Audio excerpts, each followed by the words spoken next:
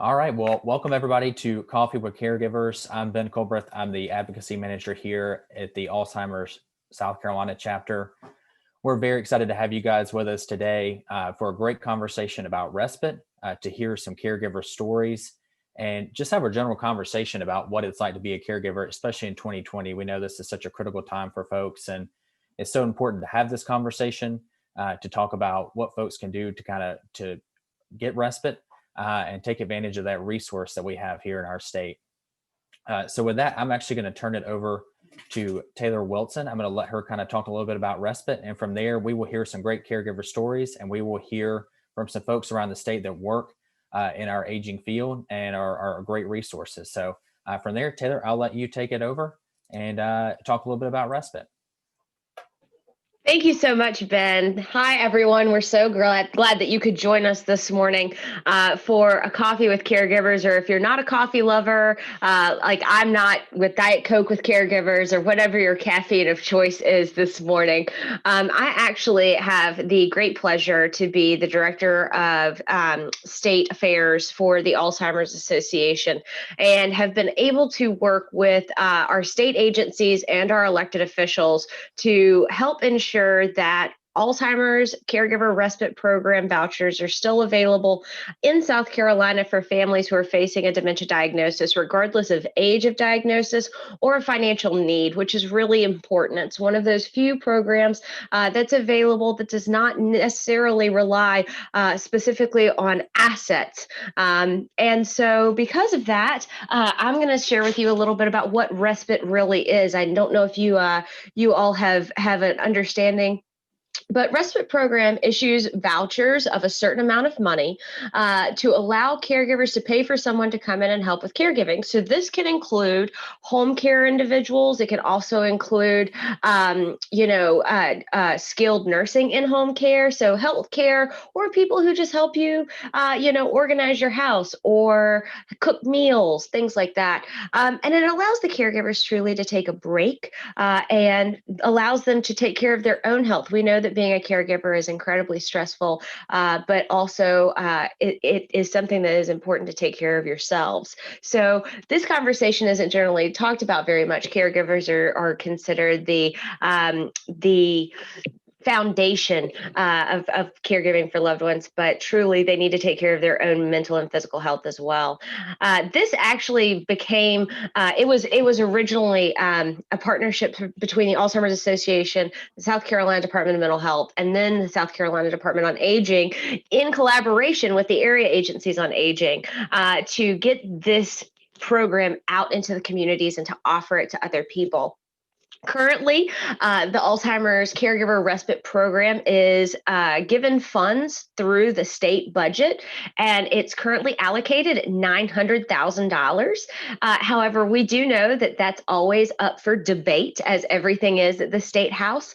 And because of that, we wanted to make sure that we had an opportunity for caregivers to tell their story in their own words about how important this program is to them, and also educate other caregivers who may be interested in actually accessing respite and learning about the process by talking to some of the agencies that are involved. So not only do we have, some of our representatives from the Alzheimer's Association, we're also very lucky to have Tim Womack, who is the Director of Aging Services for the Appalachian Council on Governments.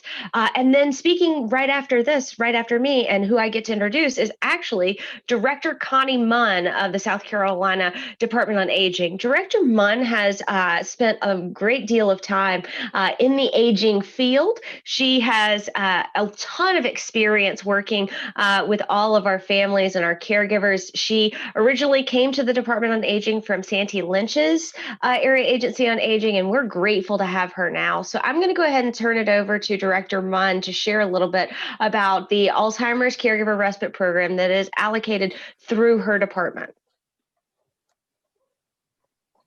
Good morning. It is truly an honor for me to be asked to speak with you today about what it means to be a caregiver and to listen to your stories of what you've experienced as caregivers. I want to thank Taylor for all of the support that she's given to our agency and for organizing the Caregiver Coffee. She's like a little Energizer bunny, and I need my running shoes on to keep up with her, but she truly has a heart of gold, and she cares for the caregivers, and her passion is evident in every time she speaks. So I want to thank you, Taylor, for asking me to be a part of this morning coffee. I want to first share a story about my early days as a social worker in the mental health arena, where I had an amazing older lady, Mrs. Nell Dabbs, who was a clinical social worker, and she mentored me in my first job. She asked me to assist her with her Thursday afternoon elderly group, and that was when I truly found my passion for working with the elderly. Every week, we would have beautiful plates and glasses and cookies and coffee, and we served the elderly, and it was their therapy group. As they sat around the table, they talked about their fears and their thoughts, and they enjoyed fellowship with a cup of coffee. I met with this group every Thursday for 2 years. And when I left the agency for another job, they gave me this incredible, thoughtful gift of a little teacup and saucer. It has been 32 years, and I still have it. And this is it right here, if you can see it. It has traveled with me everywhere, and it just always reminds me of that very, very special group and what they taught me about caring for the most vulnerable population. So when Taylor asked me about joining the Caregiver Coffee, I was excited and honored to sit around. Hopefully you may have your cup of coffee, or as Taylor said, your caffeine choice, and talk openly about your concerns and any resources that we can help the caregivers with. Since November is National Family Caregivers Month, this is a perfect time to come together to talk about what your needs are and to offer resources and assistance to you. Many caregivers work and also provide care, experiencing conflicts between responsibilities of work and family. Research does indicate that caregiving also takes a significant emotional, physical, and financial toll. With nearly half of all of our caregivers being over the age of 50, many are vulnerable to a decline in their own health. Studies have shown that continued support services can reduce caregiver depression, anxiety, and stress, and enable you to better provide care longer, which avoids delays the use of possibly having to go into institutional care. In South Carolina, we have over 770,000 caregivers. And now with the added stress of the pandemic, our caregivers are in desperate need of resources. We know that families are the primary source of support for older adults and people with disabilities in South Carolina. As Taylor mentioned, I was a caregiver as well. I cared for my mother and my mother-in-law. And now I love my mother dearly, but don't think there wasn't some jealousy with her when I was caring for my mother-in-law. Fortunately, my mother left alone, so she just needed me to be able to take her to her doctor's appointments and to the grocery store. But it never failed. If Mary Lou had an ache or pain, my mother would have the same one the next week. I remember vividly the day that we brought my mother-in-law home from the nursing home to live with us. She was confined to a wheelchair and had dementia, so she needed 24/7 care. Because of the dementia, it was challenging for her because she would forget why she couldn't get out of her wheelchair. But she still was such a fun-spirited lady, and she would wheel around wanting to help me cook or set the table. Even as a trained social worker who knew how to find resources, I remember telling my husband one day there was not a manual to teach me how to care for Granny Lou. As caregivers, we all know that tears will certainly come with the stress, but we also know that we have to laugh. Laughter helps our soul. I can remember Granny Lou loved her ice cream, so I would serve her ice cream every night on a tray in her hospital bed. So one night I asked my husband if he would take his mother the ice cream, and he did, with a bowl and a spoon, and put it in her lap. He quickly came running into the kitchen wanting to know where the chocolate syrup was, where the tray was, and where the napkin was, because he had not done it right. My daughters, my husband, and I all learned we made mistakes, but we would not trade her living with us and being able to care for her. It was a blessing and a privilege for us to be able to care for Granny Lou. In these unprecedented times we are facing today, it is important as the Department on Aging to make sure that our caregivers are aware of resources and services that are available to them. As a former AAA director, we administered the Respite program.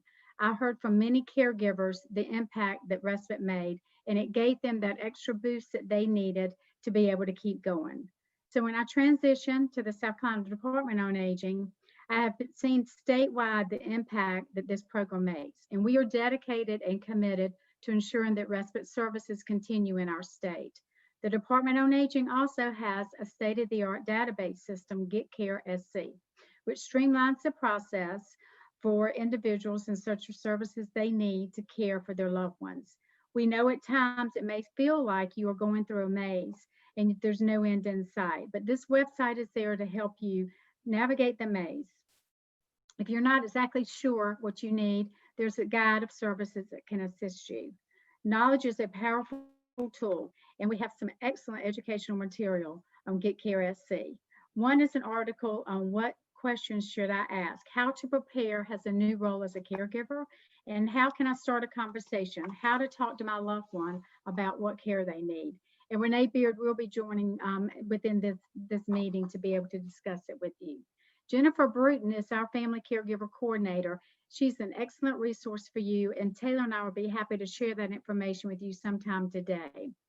Micah 6:8 says, what does the Lord require of you? To act justly, to love mercy, and to walk humbly with your God. Caregivers are our angels on earth. They have their wings. They work tirelessly, and in many cases, ignoring their own health issues to care for their loved ones. In closing, I just want to thank you again for the countless hours that you spend caring for your loved ones. Your selfless acts of kindness are testimony to your loved ones. So thank you for having me this morning. Thank you, Director Munn. We appreciate you being here with us and your leadership across the state. I do want to mention before we move on to some caregiver stories, you'll see in the top right, there is a speaker view button. I would highly suggest clicking that so that when we have folks sharing their story or giving great information, you'll be able to see them front and center.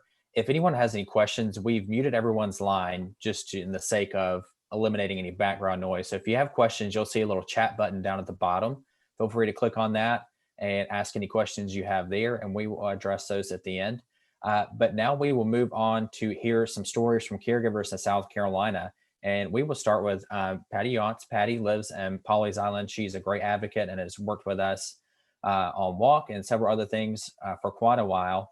And I want to allow her the chance to kind of tell her story and her, her journey with respite and what that's done for her and the care of her husband. Patty, go ahead. Good morning, everyone. As Ben said, I live in Pawleys Island, and I'm very happy to be here with you all this morning, and it's good to see everybody and have the opportunity to talk about the Alzheimer's Respite Program. I think of the Respite Program as a lifeline that gives me the ability and the time to be a better caregiver for my loved one. I am a caregiver for my husband full-time now, and he was diagnosed in 2012 with posterior cortical atrophy, for short, PCA, and he was 60 years old. PCA is a rare form of dementia, and initially it causes difficulties with seeing what and where things are, like as an example, when you're driving or when you're reading. So Howard was having problems with his glasses, he thought, and he was having trouble doing expense reports at work, and he had an accident in the company truck.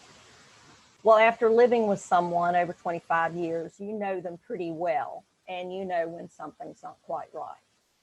So the first step was to go to Howard's primary care, and he immediately sent us to a neurologist. The neurologist then sent us for an MRI.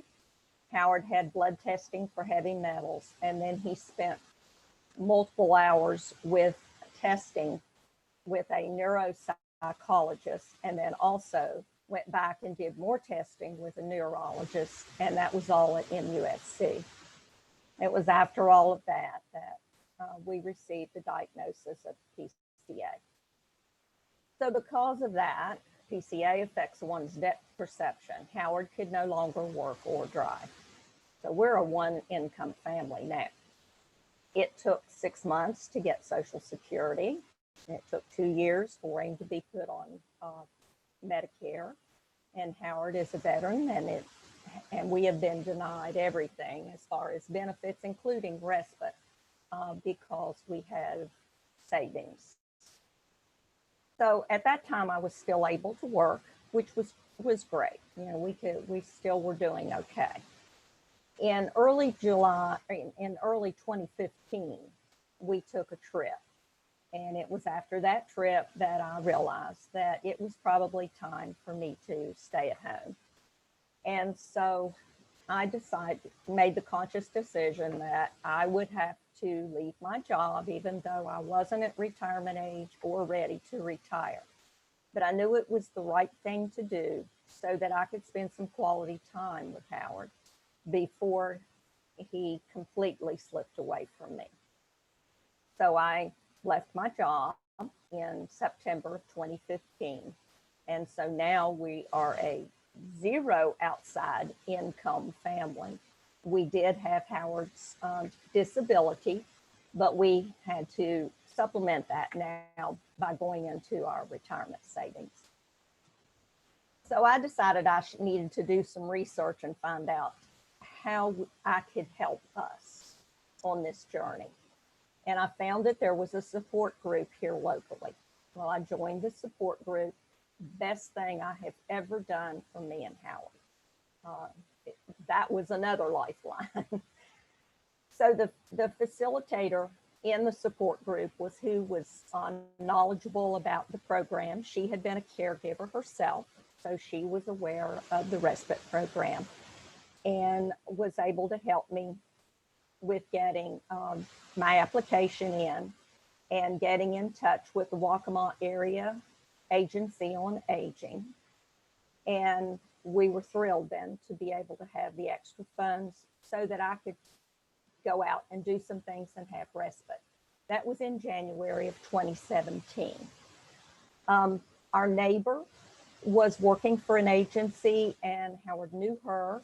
So that worked out very well. We used that agency and her for a while. We've had some other caregivers, but we've had the same caregiver now for 2 years. And is that ever great? And he's now like a part of our family. We really depend on him, and he does very well with Howard. He provides the time for me to be able to go and do things that a lot of people just consider normal. Have lunch with a friend, go to the doctor. So it has afforded me the ability to be able to go and do things, even if it has been on a limited basis. Fast forward 5 years, and Howard has progressed a lot. His vision is severely impaired now, and he needs help with all visually required activities. Most of the activities of daily living, and he gets lost in the house that he's lived in over 30 years. We had to put him on medication for anxiety and delusions about 2 years ago. His caregiver's name is Paul, and Paul has been walking this journey with us the past 2 years. So he has been able to step in and provide the care for Howard that's necessary with all the obstacles he has to maneuver. Having a break from 24/7 care of a loved one it's extremely important. I say you need time to reboot and do something for yourself.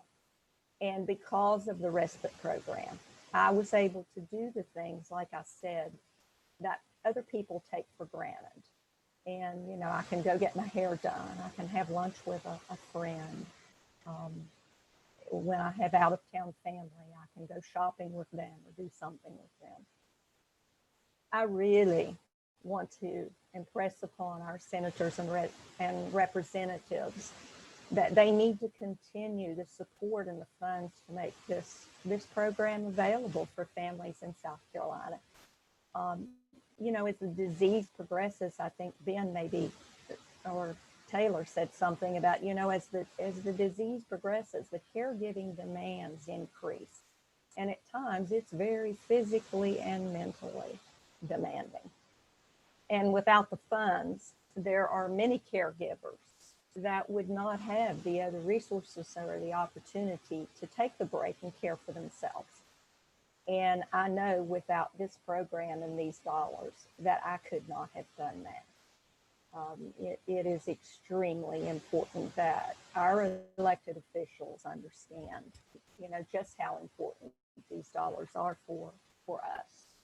And it's not just for the caregiver, it is for the patient too, in my opinion, because once you have that break and are a little refreshed, the patient does reap the benefits of you having some respite. In closing, I would like to read something that I think summarizes what this dementia journey is for me. There is much pain to endure when watching a loved one with dementia. There is the pain of perpetual grief. There is the raw wound of continual loss. There is the struggle to preserve their dignity and the desire to respect the present and cling to the past. However, in the midst of the heartache, there is a small glimmer of light that exists to remind us of the things that dementia can't take away. The warmth of a touch, the importance of smiles and laughter, and the knowledge of what it truly means to experience unconditional love and acceptance. Thank you. Thank you, Patty. That's so good. Yeah, she definitely deserves a round of applause. You're an amazing caregiver. Thank you so much. Well, Beth has pulled up a video here, and we have a gentleman, Howard Duvall. He lives in Columbia, and he was not able to join us today. He had a prior commitment, but he's going to share a little bit about his journey, and I'll kind of introduce him since he's not here to do that himself. Howard's been and his wife have been caring for their daughter, Jackie. She has early, younger onset Alzheimer's, and they've been on this journey for a couple of years, and he has gotten to the point in the caregiving journey where he is starting to consider the respite program, and he is seeing the need and the importance of it. So I'll kind of let him take over here and what he shared with us and tell you a little bit about his story. Hello, I'm Howard Duvall, a resident of Columbia. My wife Allie Ann and I are caregivers for our daughter Jackie. Jackie was diagnosed in 2018 by the doctors at Prisma with early onset Alzheimer's at age 49. They referred her to the doctors at MUSC who confirmed the diagnosis and are now guiding her treatment. We are 2.5 years into this journey. Soon after Jackie was diagnosed, we decided we needed to simplify our life to have more time to care for Jackie. We moved to a condo downtown, which freed us from all the responsibilities of home ownership. This has been a good decision as we see the decline caused by her disease. We are now seeing the results of Alzheimer's as Jackie progresses. The extreme loss of short-term memory, the hallucinations and paranoia. We know what showtime means to Alzheimer's caregivers, and we expect to get a visit from Bad Al as the Sundowners shows up in the late afternoon. Until recently, Allie and I, along with Jackie's husband John and daughter Allie, were the caregiving team. During the week, we would pick Jackie up in the morning, take her shopping, have a nice lunch, and take her back home. The disease has now progressed to the point that Jackie cannot be left alone. Providing 24/7 care is another level of stress. Getting to Jackie's home early in the morning so John can go to work, getting her through the morning routine of breakfast, shower, and dressing for the day, being with her until John gets home from work. It is a hard routine on the whole family. We have now expanded Team Jackie with 2 more caregivers. This will give us more time for our own schedule and a time for rest. This is Respite. The South Carolina legislature has funded the Alzheimer's Respite voucher program. I encourage the legislature to continue this vital program. Although my family has not had to use this program, I can attest that giving care to a loved one with Alzheimer's has a dramatic impact on the health of the entire care team. Having the respite program available is a lifeline to many families who provide this loving care. Thank you.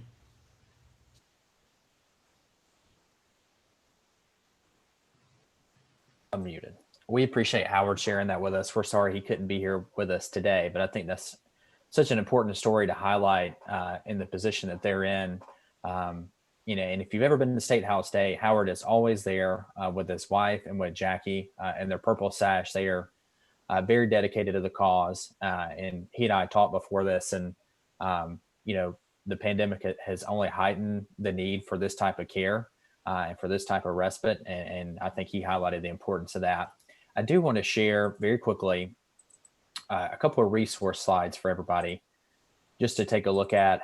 If you're new, if you this first time you're hearing about respite, and if you're interested as a caregiver, we do want to encourage you to reach out to our hotline, the Alzheimer's Association hotline, 1-800-272-3900.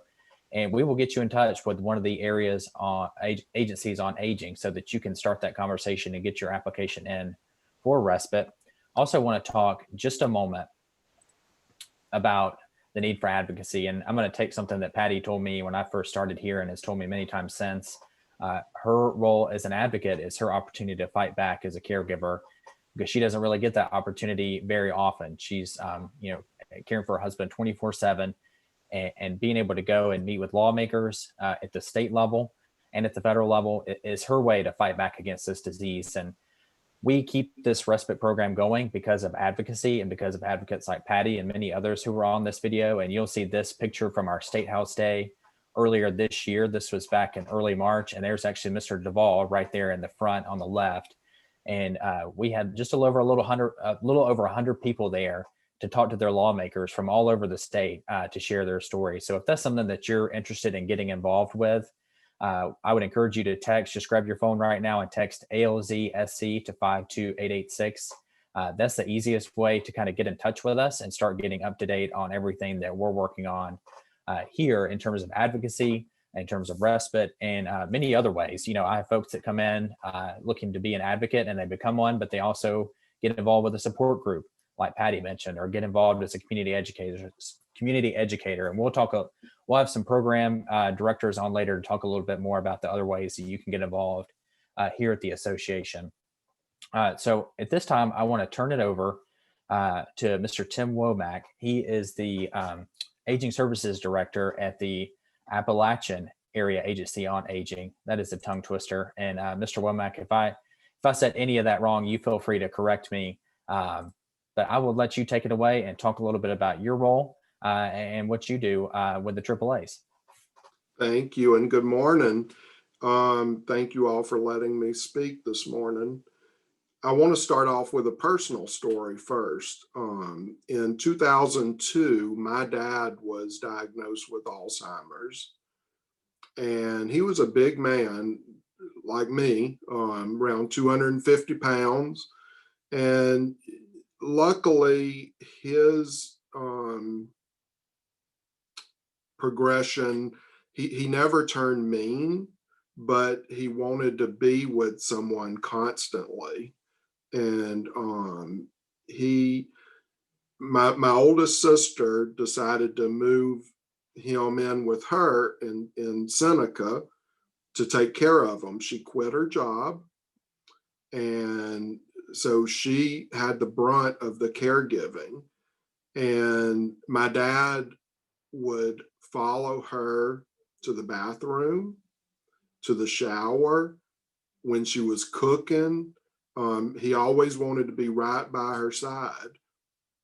And I know this because on the weekend, sometimes I would go relieve her so she could go do grocery shopping. And if they wanted to go to the beach to get away, I would go stay with them. And so I learned, how it was to be watched constantly. And, if I got him to lay down to take a nap, I would run to take a shower, and I would worry the whole time I was in the shower, what if he wakes up and tries to get out of the house? And, so it's so stressful. Sometimes at night, he would wake up and just come stand over you while you're sleeping, and you'd wake up and see this big man staring down at you, and it would kind of jolt you. But he eventually died you know, and I attribute a lot of that to Alzheimer's in 2008. But it was so stressful watching this big, strong man that created his own business, you know, go down mentally like he did. And then, you know, when you've got dementia or Alzheimer's, sometimes you can't express where you hurt. You know, he ended up dying from a massive heart attack, but he never could tell us, you know, was he hurting or, you know, anything that was wrong with them. And so it was hard to watch that deterioration. And I had no idea that there were groups and organizations out here to help back in the day. In 2010, I came to work at the Council of Governments with Sam Wiley, and we I learned of all of this, and eventually went into information referral, and then later as aging director. And we work so well together. The Alzheimer's Association has that name recognition. They have, you know, they get the word out about who they are, and we're kind of regional government. So we don't have any funding for marketing or anything like that, where we do try to do outreaches anytime we can. But a lot of people don't know about area agencies on aging until you absolutely need us. And everybody in the United States is covered by an area agency on aging. Now, each state handles their funding a little differently. So they would need to get with the area agency on aging that's covered by each, you know, county. My office covers the 6 upstate counties, and we allocate about $1 million a year for our caregiving program for vouchers and supplemental supplies. One thing that is more important than the actual vouchers themselves is the counseling that you get when you call one of our advocates. The Alzheimer's group in the upstate, they are a great group, knowledgeable. And I've worked with Sam and Jamie Gay and some of the others for years, and we've got a great relationship. And now with Connie Munn at the helm at our state office, I think South Carolina will be moving in a very positive direction. We combine our caregiving funds that we get through the Older Americans Act and our state dollars with the Alzheimer's funds. And we've got 3 advocates at our office, and our ladies will talk to the clients to determine their need based on the caregiving stress they're going through. It's heartbreaking, but at the end of the day, we help so many people. But the need is just growing. The population in South Carolina is growing very rapidly.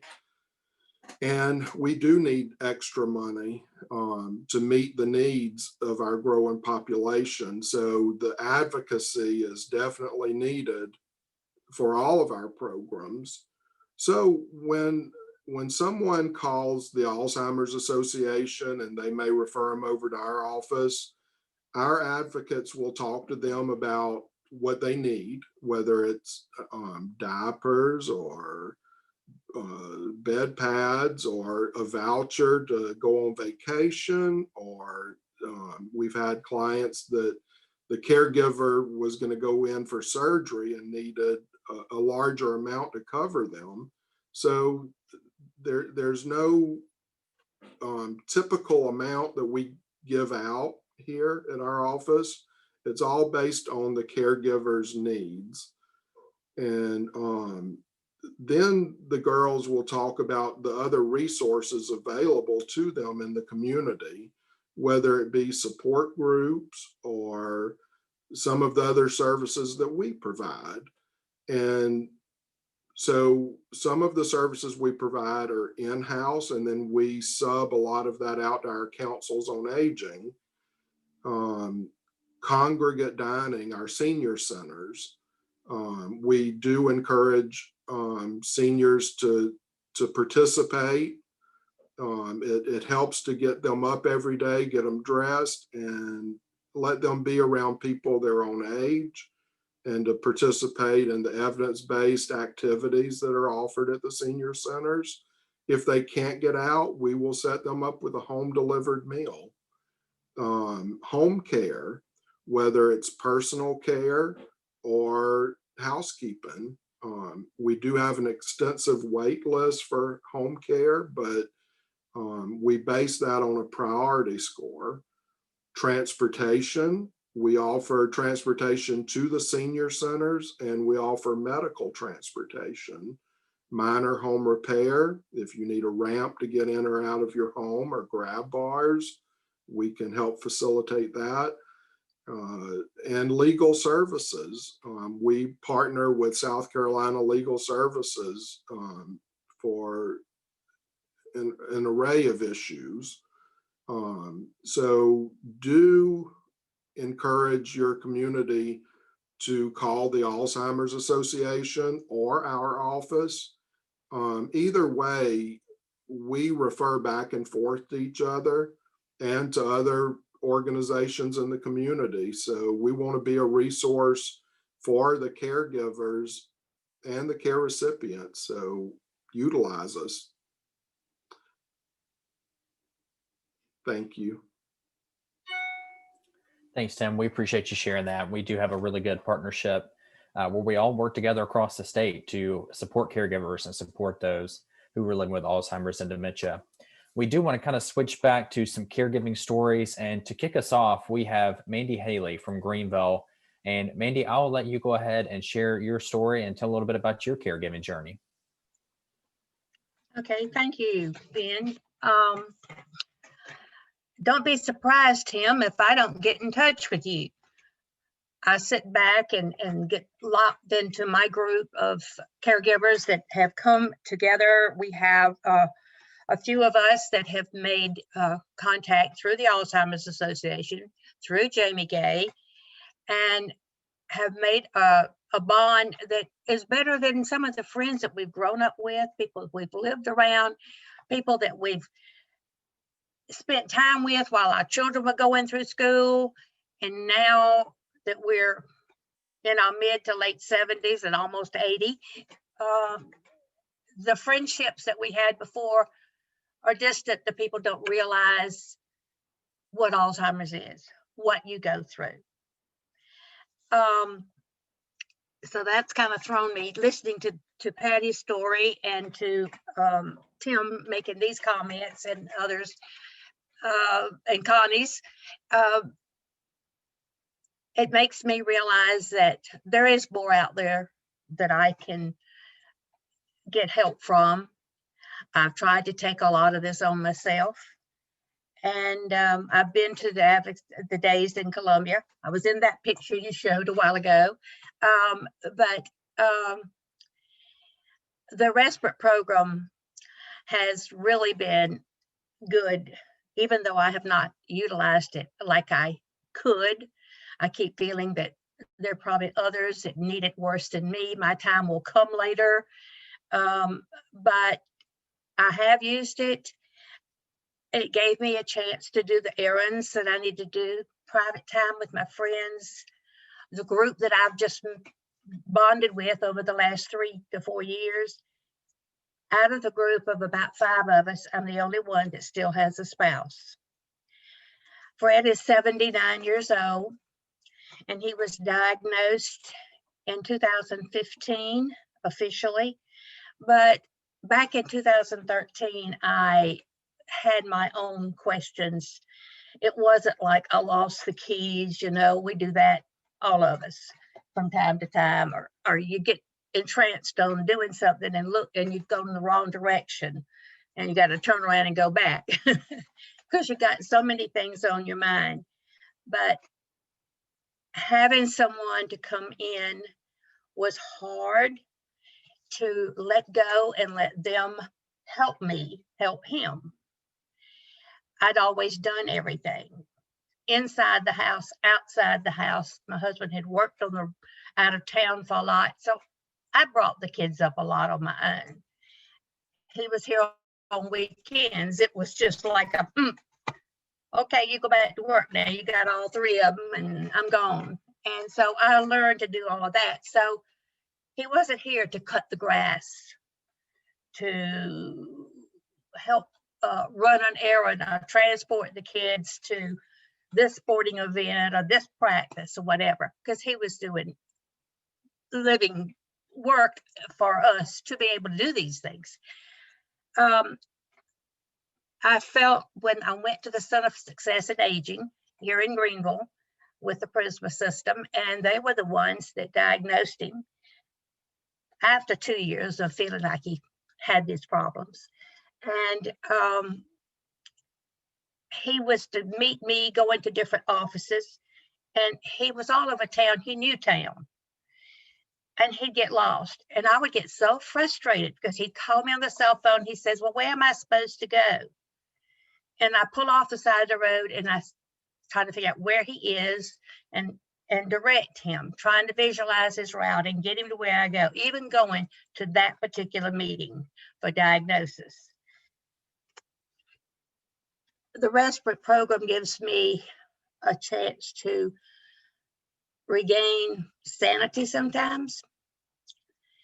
And it's good to know that somebody's here that can stay with him if I need to go somewhere, that he's not alone to fall down and get hurt.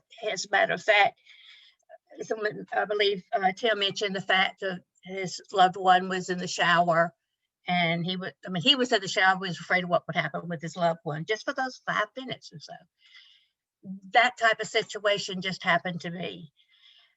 I was in the shower. I told him I was going to the shower. I closed up the garage and everything outside, and I was in for the evening. I'd have dinner as soon as I got out. He comes to the shower and asks me where a Band-Aid is, and I said, what's the matter? And he said, I think I cut my arm. Well, it turned out he forgot that I was going to shower. He went out, he unlocked 2 doors to go outside and went down the steps and stumbled coming back up and pulled half the skin off of his elbow. But that's about all I could get out of it. He didn't really, I had to question him. That's all I could get. I said, did you fall and hurt yourself all over? He couldn't tell me. And I'm jumping all over the place. I was well prepared, but after I heard the other stories, I thought of things that I should have said. I am his primary caregiver. And if I didn't tell him that you need to change clothes or you need to take a shower, you don't need to stay in your pajamas all day long, he would stay in pajamas all day long. He was a football coach at a university many years ago that he went into business for his own self. And he was an avid basketball player. He played basketball up until 3 years ago when he fell and hurt himself from a typical basketball bump in. But during that process of getting that, he was diagnosed with other issues, of which he hasn't played ball in 3 years, but he thinks he's got to go to the Y because he goes there.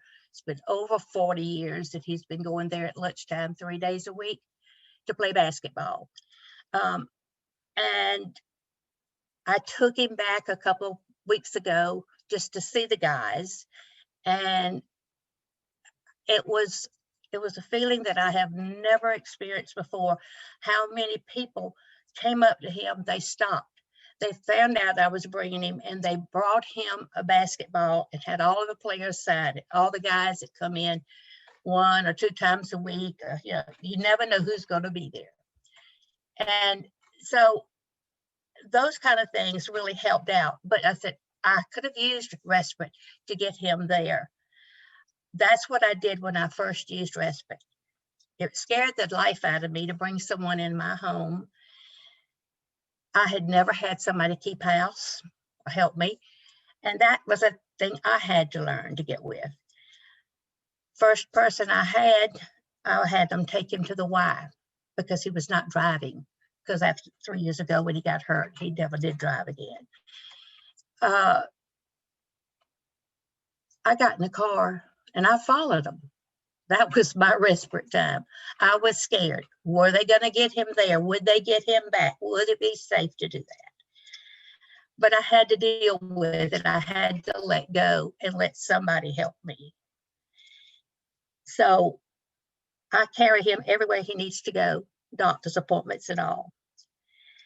And Jamie brought us together, and that has been great. And the way that I learned about the respite is through Jamie.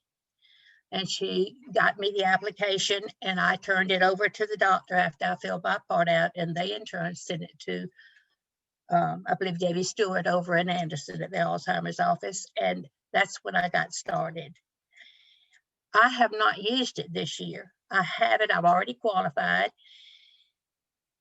But the pandemic has scared me to bring someone else into the home. And so I have not used it at all. And I'm thinking, okay, somebody else needs to use it. But this other injury, not injury, but this other disease he has developed has made me, I was in a COVID lockdown before COVID even came around because he's got lung cancer. And we just learned in September it has spread to his liver.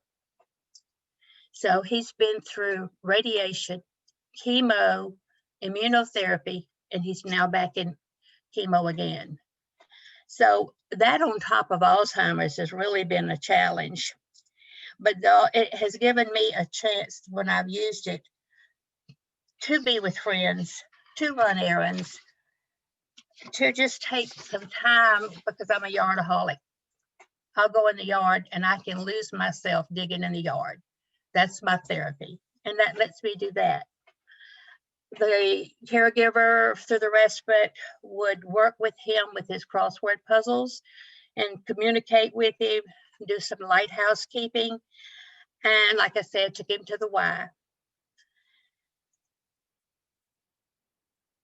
And it also gave me time to rest. Like Patty said, reboot.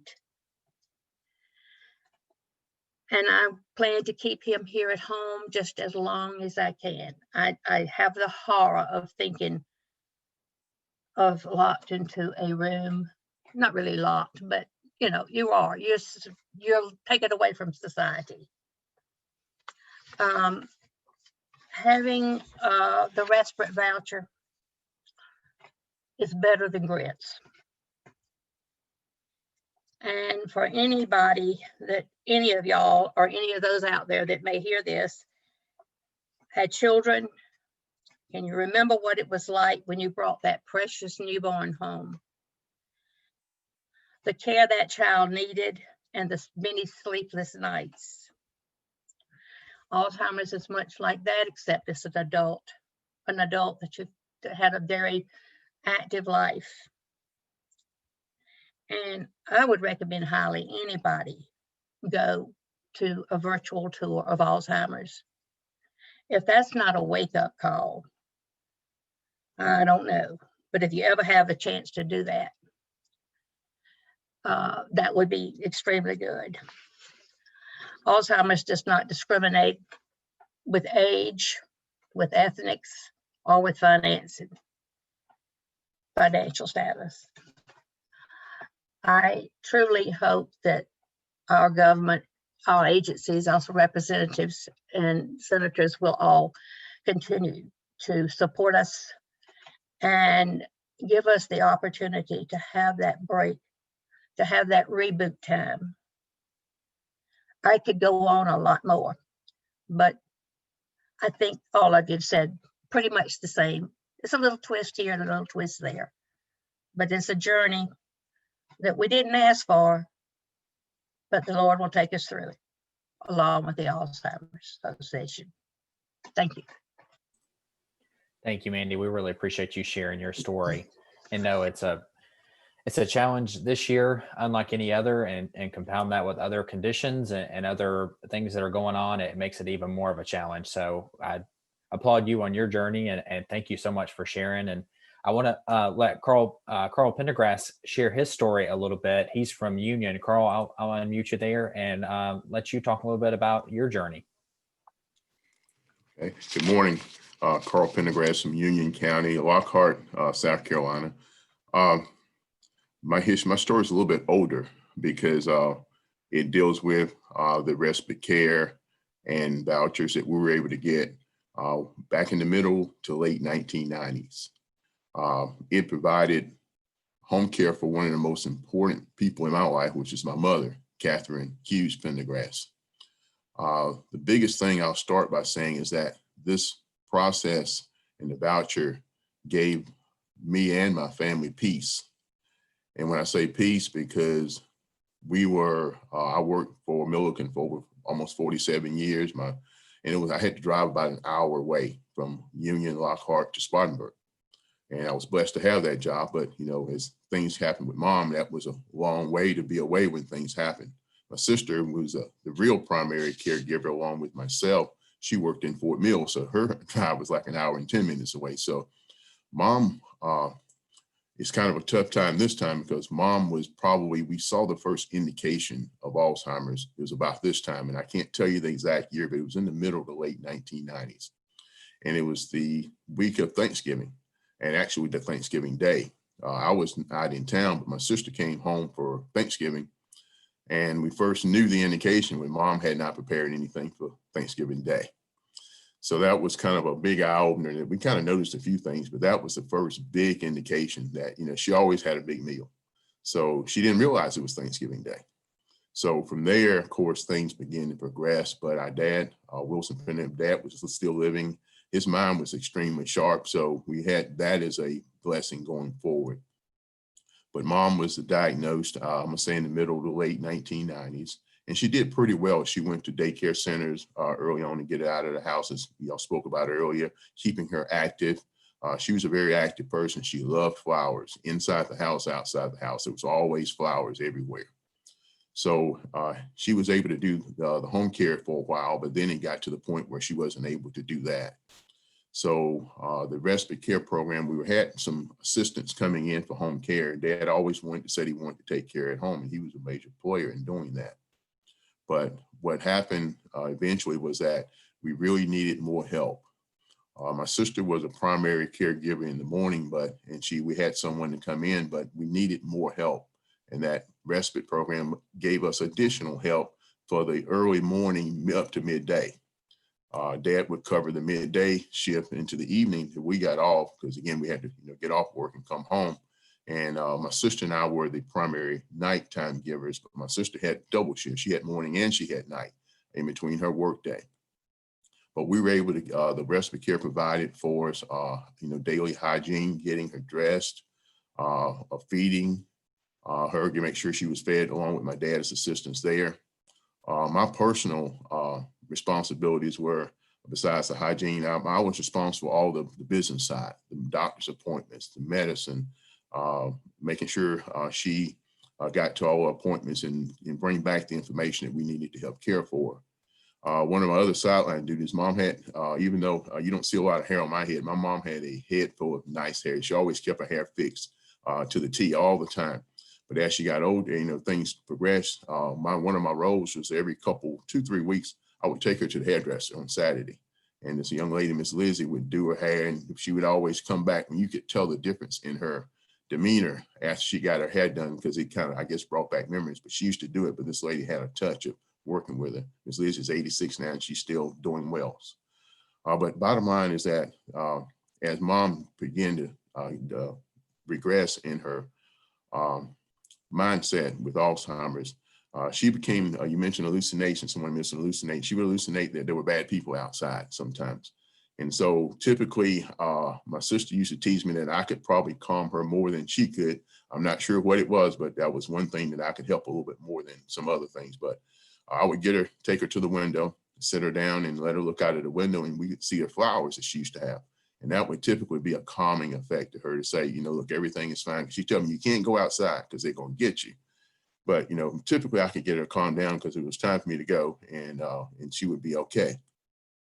But as mom began to, in one short sideline, mom had 9 siblings. She had a big family. 6 of the 9 siblings have been impacted by Alzheimer's in some form or fashion. The last one, who was the youngest, he passed away this year in April at 85 years old. But toward the end, he still recognized who we were, but he just, you know, just demised overall. But so the history of Alzheimer's in my family on my mom's side is pretty strong. We found out about the program as things were progressing. We needed more help through the aging council that y'all mentioned. The social worker said, you know, you could apply. And every time I applied, somebody, God bless us, because it was a quarterly deal. And I would apply back then every quarter. And, you know, I was kind of praying that that grant came through. And every quarter it came through like clockwork. And as I began to apply, I think it was going up to Anderson at that time. And I realized I'm riding to Spartanburg every day from Lockhart. And I realized I was passing by the office there on Pine Street for the Alzheimer's. So it's kind of ironic that, you know, I was for years riding by and I really didn't pay the sign any attention. But, you know, at that point, I realized that there was a connection there. So I'll touch on that connection a little bit later. But mom had an issue of the blessing y'all talked about going outside. Mom didn't go outside. She wandered inside the house. And she would move around. She had a thing of packing stuff up. She had quilts. She had things. She would pack things up. She would unpack them. She'd pack them again. So the blessing we had was we didn't have to worry about her wandering outside the house. She wandered inside. And she had a knack of hiding things. She began to hide all the knives. We don't know why. We never figured out why, but she would hide the knives, and we figured it out visually. That was one thing that she just, I think she was trying to protect somebody from something. I don't know. But that was something that was unique and unusual. But we finally had to kind of put the knives to the side so we would know what we needed, get what we had, have what we needed when we needed to do something. But as mom did begin to digress a little bit in her health, it became even more important for that health. And as I said, when we leave to go to work, I had that peace of mind that, you know, we had enough until we got back. The care provided just I'm gonna say that peace of mind, but more than anything else, as we went through, my sister, she was extremely concerned about mom falling, and she fell several times, of course, and a lot of times, you know, I would get that call that mom is falling, you know, she's falling, and I could typically get her up. And she was a big lady, so it wasn't an easy task, but we figured out how to do things to help her as best we could. Dad was really helpful as much as he could, and they were married for over almost 60 years. So that was something that was, it was a blessing to have, to see your parents together and be together that long. But toward the end, of course, she didn't really realize a whole lot of who we were. But every once in a while, I would be able to say something to her and then we would get a smile. And that smile would just pretty much make your day because, you know, the light came on for a short period of time. But the program has been a long running program. So, you know, I was experiencing mid 1990s, late 1990s. It's wound up gave us, as she, you know, she was in a wheelchair and couldn't get around. It just gave us the peace of mind that she was being cared for. And we were doing our part to care for her like she cared for us as we grew up, because she was a very good mom, very protective of all her children, as most moms are. And she encouraged education and tried to push us to go forward, to be successful in life. So I would encourage, you know, everyone to continue being an advocate for the Alzheimer's Respite program. I retired in 2018, and I've been walking in the Alzheimer's annual walk since mom passed away. I didn't say that in October of 2004. So we went from the mid-late 1890s, and she passed away, transitioned in 2004 in October. And from 2005 forward, I've walked in the Alzheimer's walk every year in Spartanburg. And I met a young lady named Undy, and she kind of locked me and wrote me in. I told her, I said, well, I'm kind of interested. I gave her a little bit of my story. So I kind of promised her that when I retired, I would begin to work on the Alzheimer's committee, which I did. And I met a few other young ladies. Dory's on the line, and she's been extremely helpful to encouraging me and mainly helping other people. She's great at that. And now work with Candace. But bottom line is that I walked for 15 years, myself and my wife. It was an annual event. The rest of my family didn't really participate that much, but that was okay. I did what I needed to do, and it made me feel really good being around other people and seeing the impact that we were still having on helping people that were impacted by Alzheimer's. So for that, I went to my first state day before COVID hit in 2020, and it was a great day. Enjoyed it. It rained that morning a little bit, but everybody got there safe. It was a tough task, but I made it on time, and really enjoyed the day. And I was in that picture. I was up on the top of the steps, so you couldn't find me if you tried, but I was there, and I really enjoyed it. So overall, this has been a long-running program. It is a very important program, and I do get the texts about replying to your legislators. And I do that. I did one last week, again, encouraging, and you get the responses back. So hopefully everyone will continue to support this program, and also all the things that it provides to give people. What it gave me was peace while we work, that I had peace of mind. Thank you. Thank you, Carl. We really appreciate that. What a great story. And Carl mentioned a couple of times something I think is so important to highlight is the longevity of the program. They took it, were able to use that as a resource in the late 90s and early 2000s. And here we are, over 20 years later, or almost 20 years later, still utilizing that program, and it's still benefiting families and caregivers. And we want to continue to see that running for another 20 years and long after that, until we find a cure for this disease. I want to just highlight again, the Respite program and the resources. We've had a couple people join kind of midway through the program. We have a couple people on the phone. Again, if you're interested in Respite or want to learn more, or just interested in resources that we can provide, the Alzheimer's Association 24/7, this is 365 24/7 hotline is 1-800-272-3900. And Carl mentioned it again there. Carl, I won't try to pick you out in the picture here because you're right. There are a lot of people at the top and it's hard to see. But I know you were there. And if you want to get involved with advocacy, if you're just interested in learning more about it, or want to receive the text alerts to take action online and ask legislators to support important programs like Respite, text ALZ-SC to 52886 and get involved that way. And, like I said earlier, advocates like Carl, like Patty, so many folks that participate in days like this are really what make Respite possible. And it's not just a State House Day, it's a year-round activity. Whether you're meeting with a legislator virtually right now, or taking action online, advocacy is a year-round activity. So feel free to text that and we will get you plugged in that way.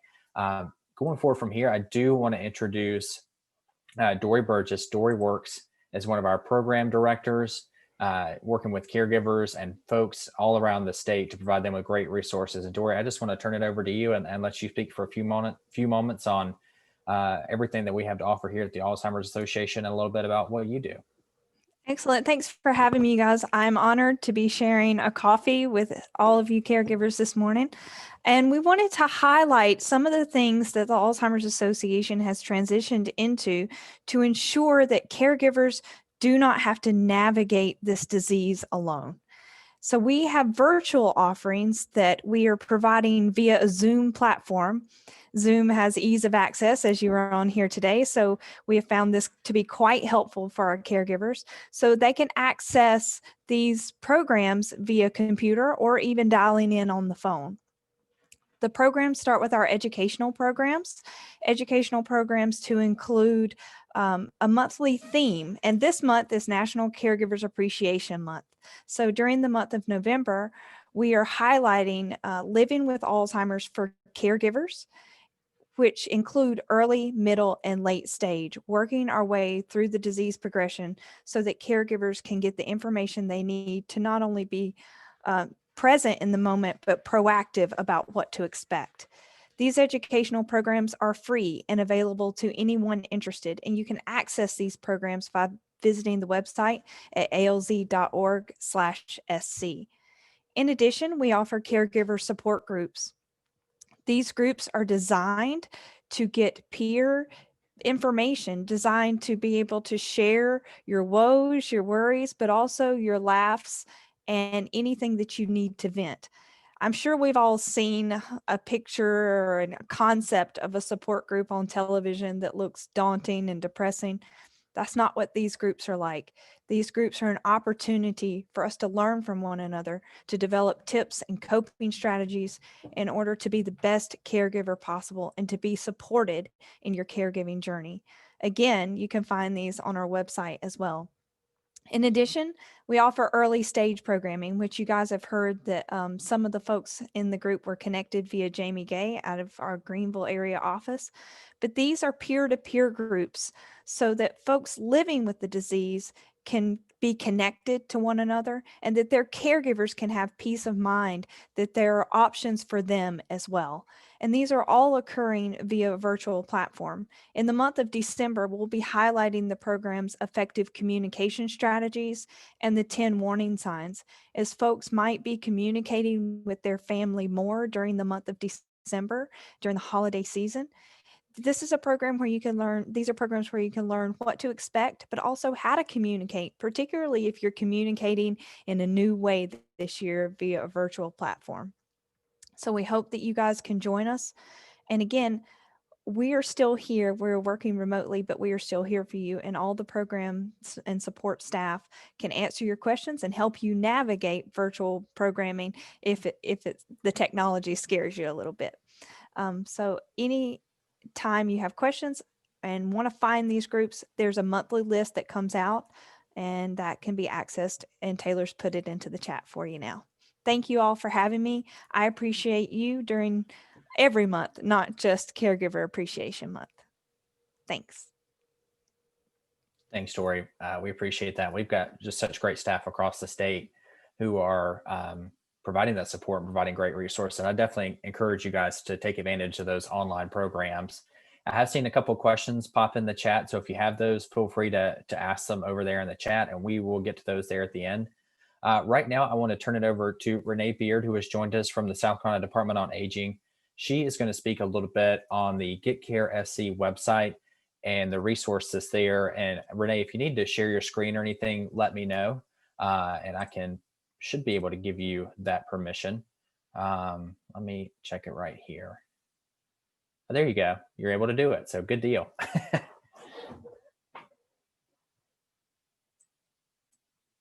He might be muted. So check on that and see.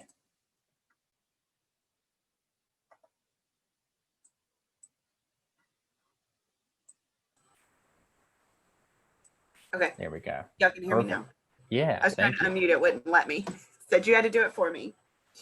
Thank you guys so much for having me with y'all today. I was actually asked to come share a little bit about our Get Care SC website. And of course, that web address is getcaresc.com.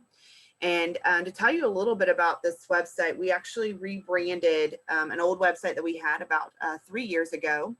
And I have had the pleasure of being with the South Carolina Department on Aging for 14 years now. And in some way, shape, or form, I've been a part of either our websites like this one right here, or our information and referral program. And it's meant a lot to me growing up. I actually had the pleasure of growing up with my grandmother living next door to me. So many years, of course, her house was the first house I spent the night at. And got to grow up with her being a very active part of our family. And of course, as she began to get older, I watched my dad and his sisters begin to have to make tough choices about her care as her health just started to decline. And so it's been a very passionate part of my life to be a part of this. We're here for work, because when I watch them struggle with decisions, the way I really approach what I do here is being to say, how could I have made their journey just a little bit easier? And so today I'm going to help walk you through how you can use our Get Care SC site, either for yourself or to share with others. We're really excited about how far we've come so far, and then a lot of the ideas that we have hopefully to be able to implement over the next couple of years. So of course, the big thing here for our website is this search bar to be able to research different programs and services that offer programs to seniors, adults with disabilities, or caregivers themselves. And of course, you can always type right here in this keyword and use it like Google. You have the capability to put in a zip code. And then you can also use these common searches over here to the side. But what I'd like to be able to share with you guys today is this other smaller link here called Browse by Category. And I feel like this is a great way to utilize our website if you don't know exactly what it is that you're looking for. So I'm going to click here on Browse by Category. And you see these options across the top. And I'll just click here on Service Category, and I'm going to look for counseling and support today. And then I have an option here now in these second things, and I'm going to look for respite and support for caregivers. And I grew up in Newberry, South Carolina, so I'm going to use that zip code 29108 and just hit apply.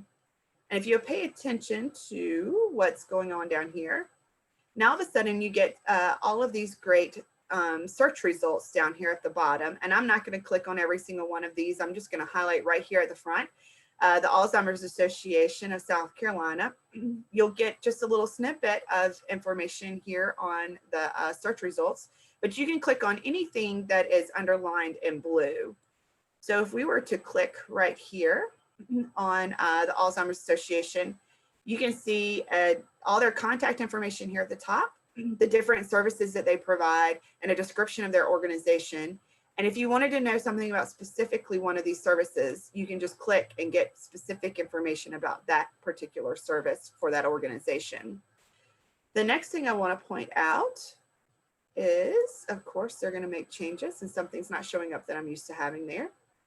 Anytime you need to get back to the home page, you can click here on the Get Care SC heart up here at the top, and you'll take you back to your home page. The next part, if you scroll down, are helpful articles here. Any of these are here, and I'll click on how can I start a conversation. We'll continue to add more conversations and more articles here for caregivers or seniors and adults with disabilities. This one here is just a great one of how do I start a conversation. And we have a couple of things, areas where we've linked to things like the AARP Family Caregiver video series, which for caregivers who are at home and may need some assistance in making sure how to continue to care for their loved ones while they may not be going out in public. This is a great way to access some other helpful care videos. Other parts of our website include our guide to services, which most of these articles here have to do with services that are directly connected to our aging network. So our adult ed advocacy, if you're interested in our long-term care ombudsman program or our VAGL program, the volunteer guardian ad litem program, you can find out things there. Caregiver support, all of our nutrition services that are provided through home delivered meals or senior centers for group dining sites and those types of things. And then, of course, right now it's Medicare open enrollment. So if you or a loved one have any questions about your Medicare or different things, we have Medicare counselors across the state who are completely trusting to call. We do not get any kickbacks. We're a safe resource to be able to utilize and ask any questions about Medicare. And as you try to make the decisions about which is the best plan for you. And of course, if you know any service providers who may need to be a part of our service provider list, you can always just direct them to our website to be able to click here. The last thing I want to do is show right here at the bottom. A lot of times people will overlook the last thing here, and there's another area where you can get to them, but I just want to show you the quickest way is if you click on our About system and the area agencies on aging. I always like to tell the story of Bob and Gladys, which are my parents. Don't tell them though, if you're ever in Newberry, if you run across Bob and Gladys, don't tell them I talk about them to other people across the state. But when trying to make decisions about who to call or how to find resources, I always think about both my parents, Bob and Gladys. My dad says, give me a phone number, let me have somebody to call, ask my question, get their answer, and just move on. And my mom, of course, is someone who goes, well, I don't feel comfortable calling anyone until I know what questions I want to ask. So she wants a place to be able to go and do her own research and look up things on her own. So that way she really feels like she's asking quality questions when she gets on the phone with someone. So my mom would be one who would utilize our Get Care SC website to do some research on her own first before making a phone call. But for any Bobs in the group that would rather make the phone call first, if you'd like to talk to someone, we have an information and referral specialist at each one of our at each one of our area agencies on aging.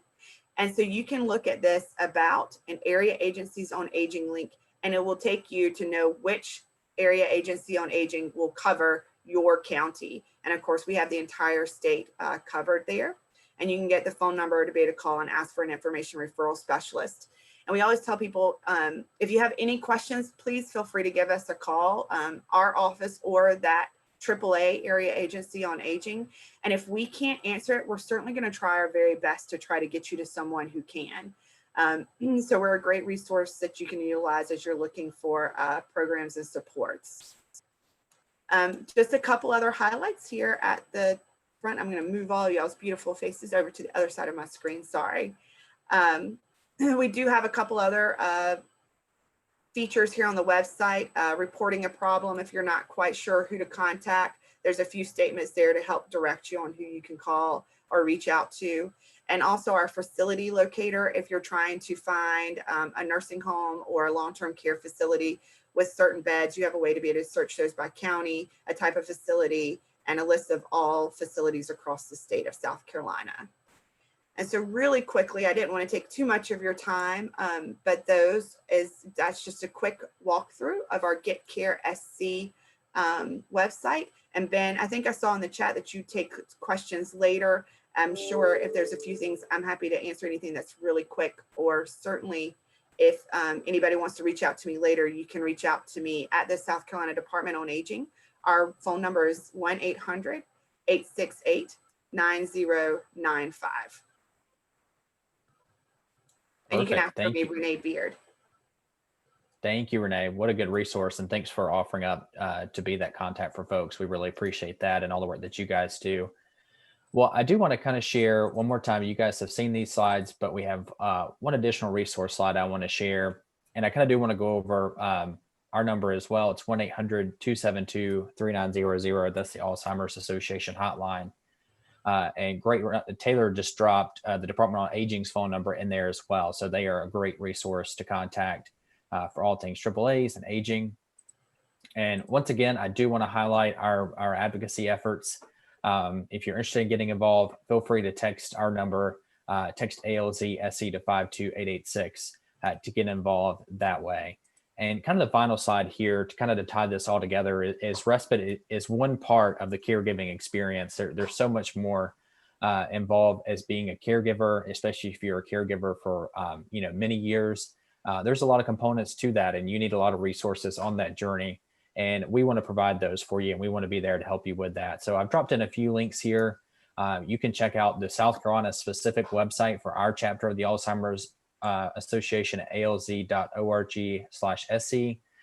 Renee just gave that great overview of getcaresc.com. I've been on that website myself, a lot of great resources there. So definitely check that out.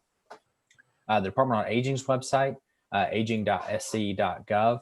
And then our hotline again is 1-800-272-3900. And we do have the Department on Aging's phone number in there as well. It's 1-800-868-9095. And I do want to take some time. We've had a couple questions in the chat, and I saw one just come in just now.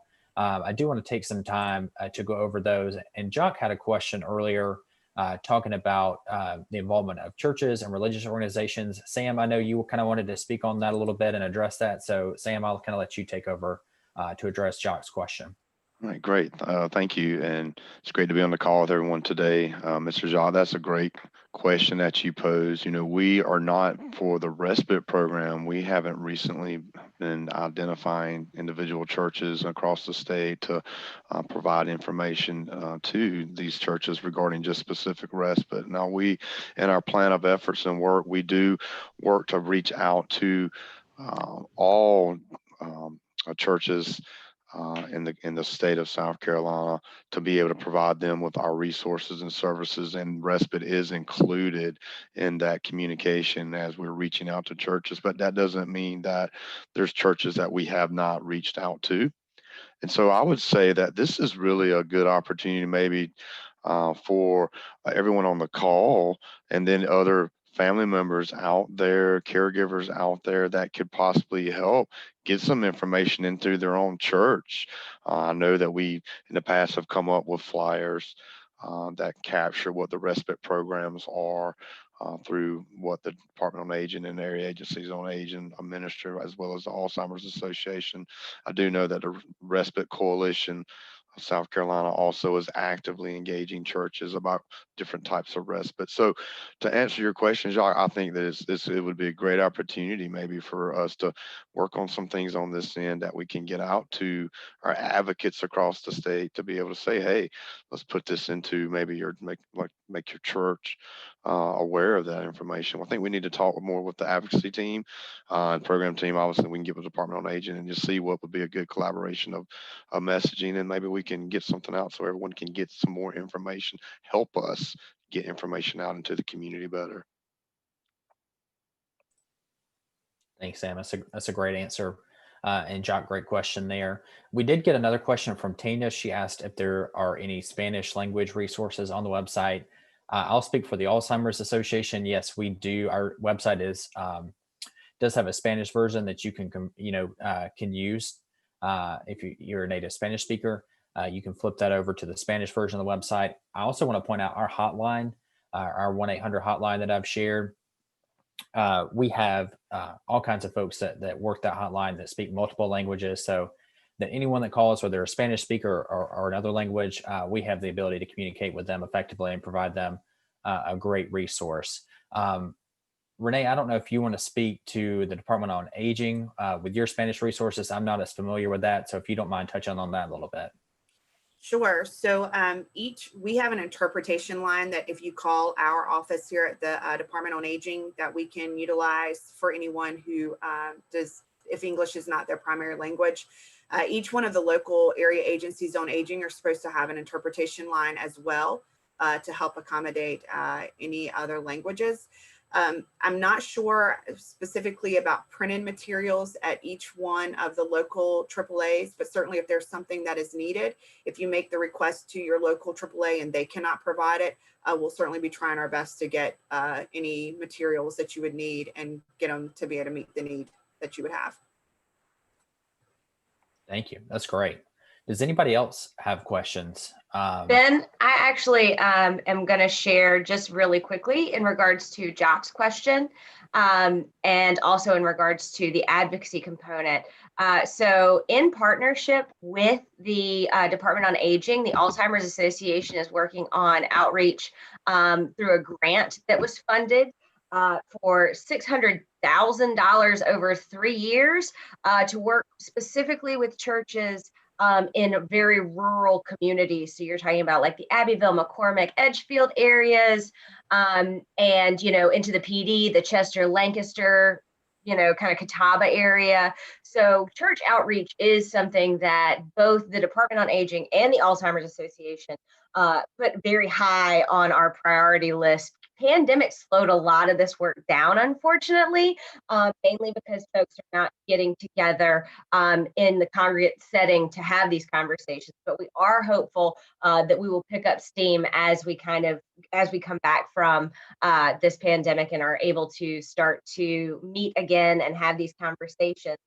And then also, I just wanted to let you guys know, the reason that we are asking you all so hard about this advocacy component is essentially this year heading into our legislative session, all state agencies have been asked to submit budget cuts, a 1%, a 2%, and a 3% budget cut. The appropriated funds for respite are safe right now, but if we continue to see downward trends in our economic projections, our concern is that respite may be cut.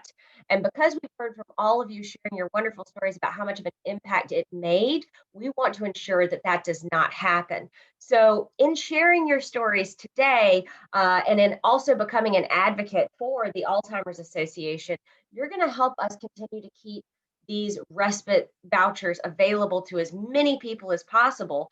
And we're going to continue to hear stories like Patty, who says, that it's been a lifeline, and Mandy, who says it's grit, and Carl, who was able to feel a peace of mind, and Howard, who's facing it right now with his daughter, who is just 51 years old.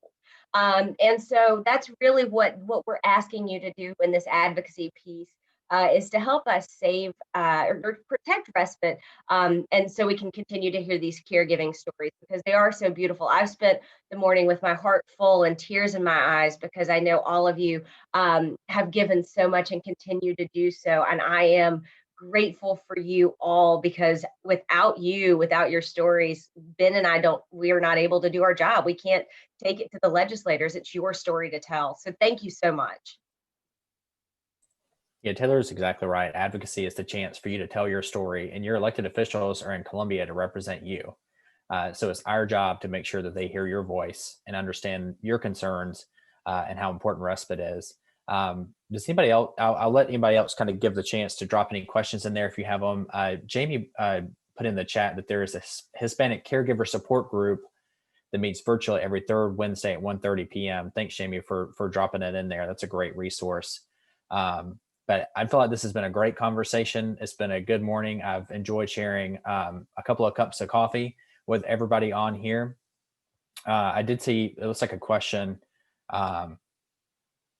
Seth just dropped in here. Can any caregivers on the call today talk from experience about how respite help keep or enable them from admitting a loved one into a skilled nursing facility? Mandy, I think you kind of touched on that a little bit, that you've kept your husband at home.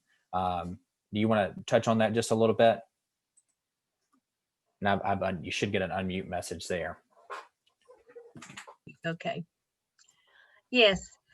It's always been a horror to think of having to be placed in a facility for myself and my husband. And we've all said that we just would not go. We did have to let his mother go into a facility, and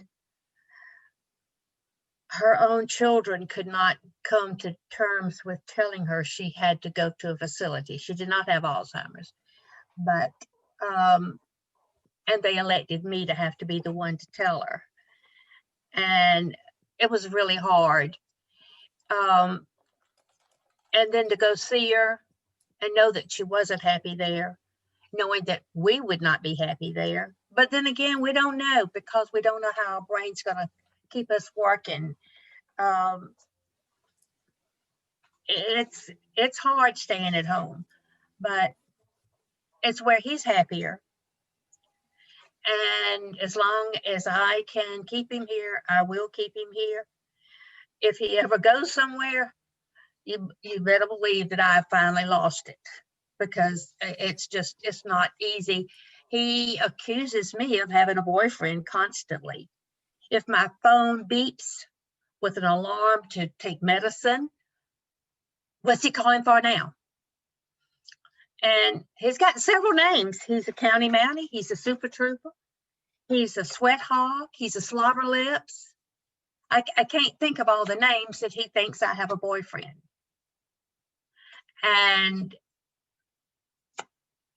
I can vent these feelings to others through the support groups, and they understand.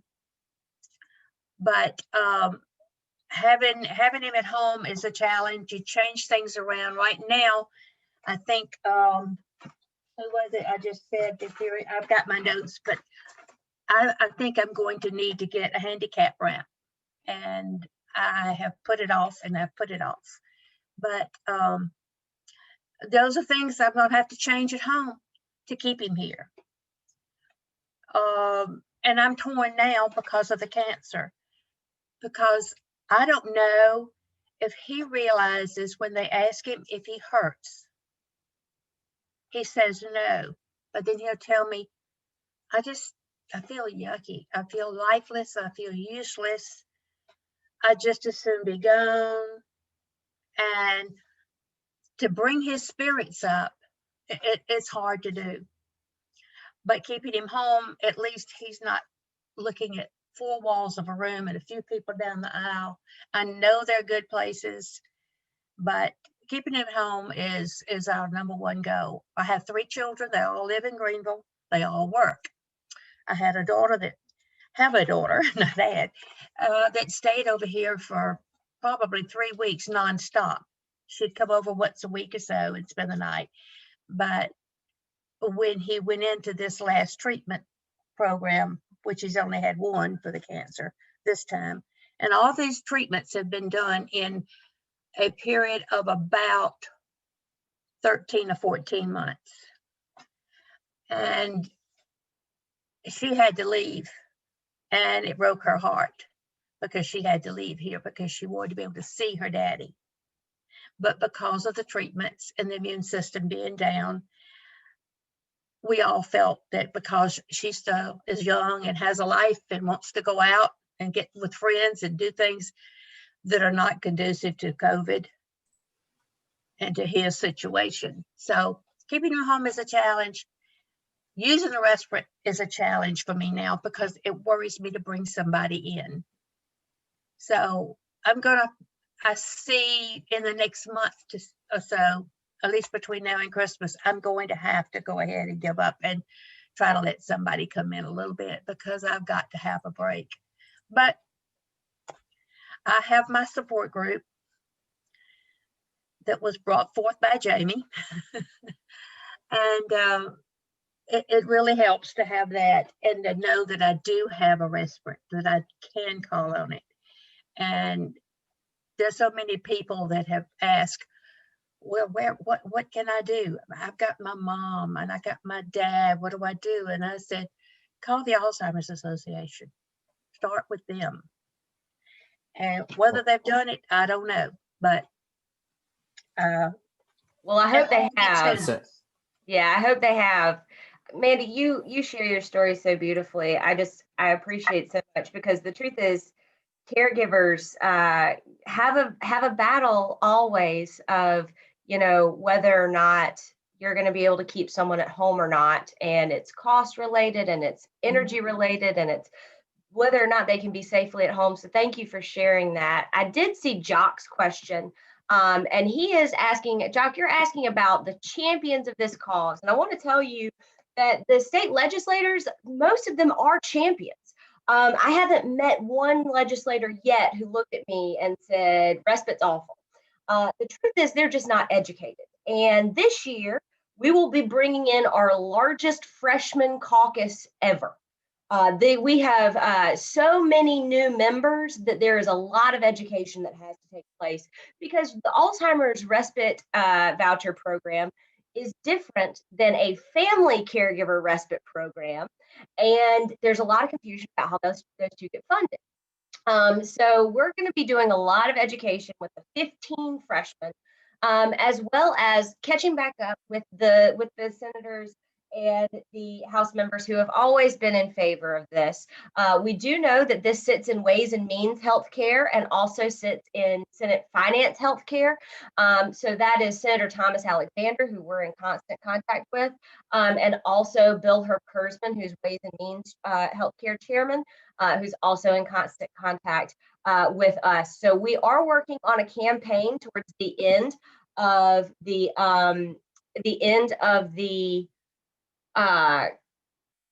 month of November into December, which is essentially going to be some videos and some of your statements from this recording to be tweeted out, to be emailed, to be posted to their Facebook pages so that they can hear from your own words your caregiving story. So it's really important that you guys sign up for the advocacy stuff, but that also, you stay in constant contact with us so you can know when we need to talk to people and who that necessarily will be. But I know that this has been a great hour and a half this morning, and I want to be a good steward of everyone's time. Is there any other questions, Ben? I'm going to hand it back over to you. I hope that answered your question, Jock. And if you need to, you can call me and we can have you can email me and we'll set up a time to talk about that in a little bit more detail. That's my email address in the chat box. So thanks so much. Yeah, great.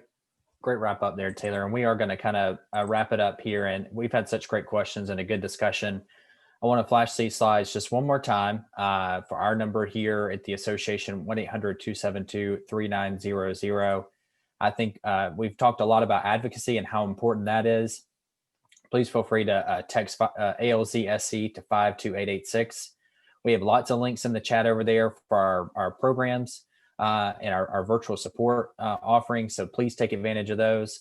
And then I will put this up here one more time for these resources online as well, just for everybody to take a look at. And if you want to take a picture of that with your phone or take a screenshot, whatever's best for you guys.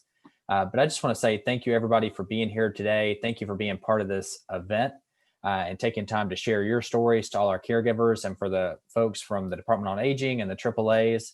Thank you for all your support and what you do across the state. And thanks to our own folks here at the association who do such great work. So thank you all. We will have this posted online at some point. We've recorded this, so feel free, if somebody you know could use these resources, could use this information, share it with them. And I hope we will see you all very soon. Have a great rest of your week, and talk to you later.